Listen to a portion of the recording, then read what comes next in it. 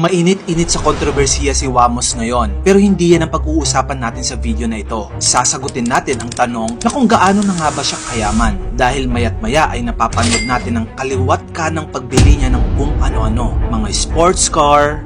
Eto na inaantay natin kung magkano yung presyuhan ng mga ganito. Pagbili niya ng house and lot, pati condo bumili na rin siya. At yung tatay niya, narigaluhan niya na din ng kotse. Si Wamos ay unang nakilala nung nag-audition siya sa Pilipinas Got Talent.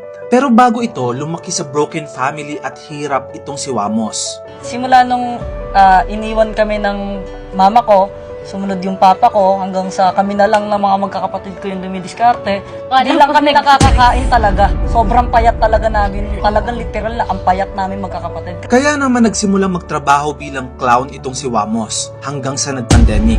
Nagsimulang ipagbawal ang mga get-together occasions. Dito nawalan na rin ng racket bilang clown itong si Wamos. Kaya naman naisipan niyang magsimulang mag-vlog. Naging instant viral ang ilan sa kanyang mga videos at dito siya nagsimulang kumita. And in just 4 years, marami nang naipundar si Wamos. Tara, isa-isahin natin. Last 2022 ay nakabili na siya ng house and lot para sa kanya, sa kanyang asawa at sa kanilang baby. Ang house and lot ay nagkakahalaga ng 25 million pesos. Pasok po tayo sa ating house, sa loob ng bahay natin.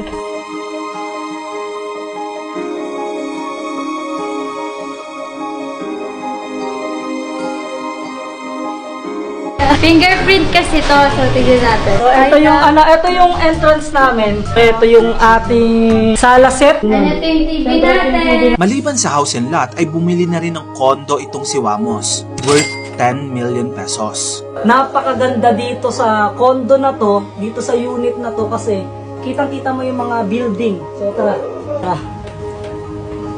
So ayan, di ba? Siyempre, hindi lang puro tirahan ang kanyang binili. Bumili rin si Wamos ng isang Lamborghini worth 12 million pesos.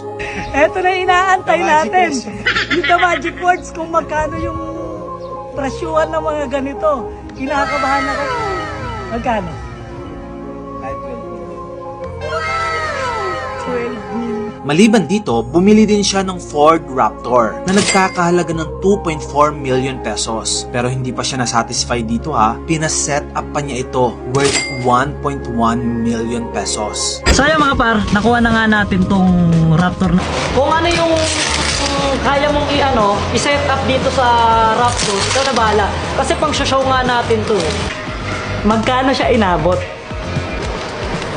Ano pakita, pre? Ayan yung presyo niya. Magkano? 1,074,960. Siyempre, hindi papahuli ang kanyang partner. Sinurpresa ni Wamos ang kanyang asawa nang bilhin niya ito ng sports car from Mazda. Sama para makita. Wow! Ang ganda! After a few weeks, tila nainggit itong si Wamos at bumili ng sarili niyang sports car from BMW.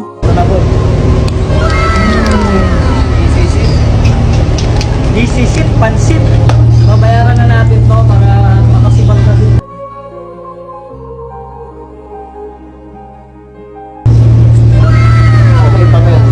Hindi rin nakalimutan ni Wamos na bilhan ng kanyang ama ng sarili niyang kotse. Niregaluhan niya ito sa Father's Day. Father's Day pa. So, ito yung Bago mong sasakyan.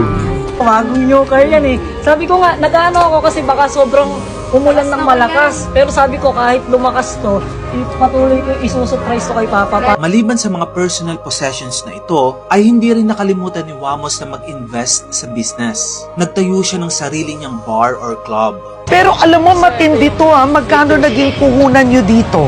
Hindi po namin masyadong hindi po namin masyadong kabisado kasi hindi namin nabibilang.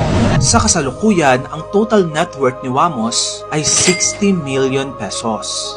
Grabe, no? Mula sa tinatawanan sa isang audition sa isang TV show at sa kasalukuyan ay nadadawit sa kung ano-anong issue, isa lang ang sigurado. Talaga namang asensado na itong si Wamos. Si Wamos ang patunay na sa diskarte at tapang, maaaring umasenso ang isang tao. Ikaw, kung may net worth kang 60 million pesos, saan mo ito gagastusin? Tara, pag-usapan natin sa comment section.